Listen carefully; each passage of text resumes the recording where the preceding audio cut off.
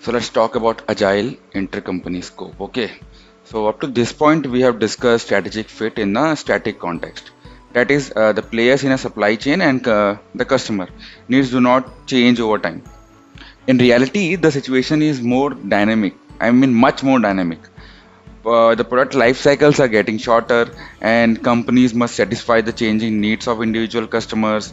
A company may have to partner with many firms depending on the product being produced and customer being served. Firm strategies and operations must be agile enough to maintain strategic fit in a changing environment. Agile intercompany scope, what it does is it refers to a firm's ability to achieve it refers to a firm ability to achieve something. Okay, to achieve something. So in reality, as I told you, the situation is dynamic. So let me tell you what it will achieve. The firm's ability to achieve strategic fit when partnering with supply chain stages that changes over time. So firms must think in terms of supply chain consisting of many players at each stage. For example, a manufacturer may interface with a different set of suppliers and distributors depending on the product being produced and customer being served. Furthermore, a customer needs may vary with time. Firms must have the ability to become part of a new supply chains while ensuring strategic fit. This level of agility becomes more important as the competitive environment becomes more dynamic. Now, changes or challenges to achieve and maintain that strategic fit. The key to achieving strategic fit is a company's ability to find a balance between responsiveness and efficiency that best matches the needs of its target customers. In deciding where the balance should be located on the responsiveness spectrum, companies face many challenges. On one hand, these challenges may have made it more and much more difficult for companies to create an ideal balance. On the other hand, they have affordable and afforded companies increase opportunities for improving supply chain management. Managers need a solid understanding of the impact of these challenges because they are critical to companies' ability to grow its supply chain surplus. Now talking about increasing the product variety and shrinking the life cycles.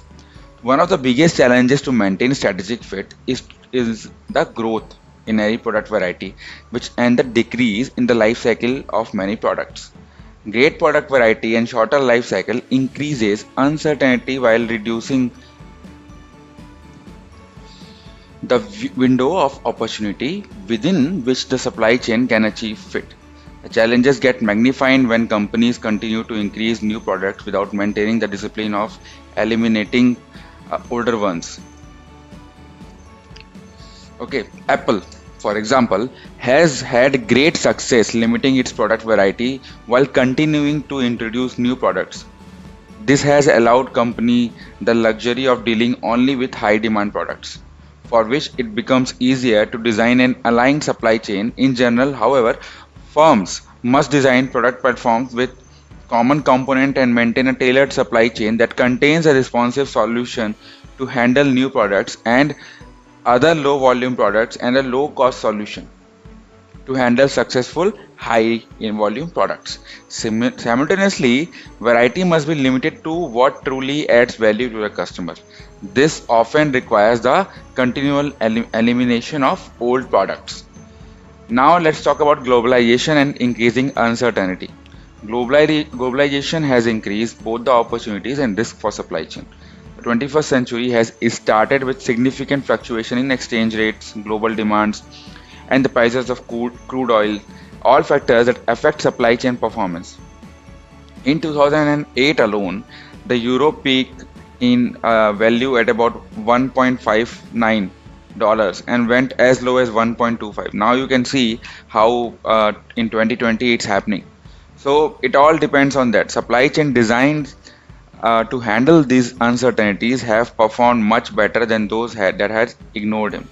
Let me take you back to 2008 example again. For example, Honda built flexible plants that were a great help in 2008 as demand for sport utility vehicles or SUVs dropped, but demand for smaller cars increased. Honda flexible plants that produce both the CRV and small cars on the same line continued strong operations. In contrast, the companies that had built those plants dedicated to producing only large trucks and SUV had a great deal of difficulty in 2008. As demand dried up, clearly firms must account for global risk and uncertainties if they want to maintain a strategic fit. But now, looking at COVID, they also need to understand the black swan events. Fragmentation of supply chain ownership. Overall, this past several decades, most firms have become less vertically integrated.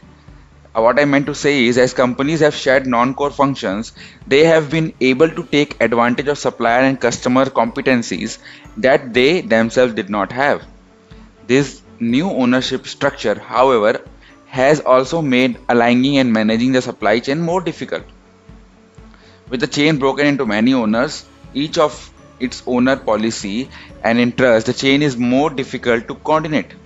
The problem could potentially cause each stage of a supply chain to work only towards its local objectives rather than those of whole chain, resulting in the reduction of overall supply chain profitability. Aligning all members of a supply chain has become critical to achieve supply chain fit. Changing technology and business environment. With the changing environment in terms of customer needs and technology, companies must constantly evaluate their supply chain strategy to maintain a strategic fit. A strategy that may have been very successful in one environment can easily become a weakness in changing the setting or in a changed setting. Dell is an excellent example of this difficulty. For more than a decade, Dell enjoyed tremendous success with a supply chain strategy based on selling customized PC direct to the customers. These PCs were built in order to flexible facilities.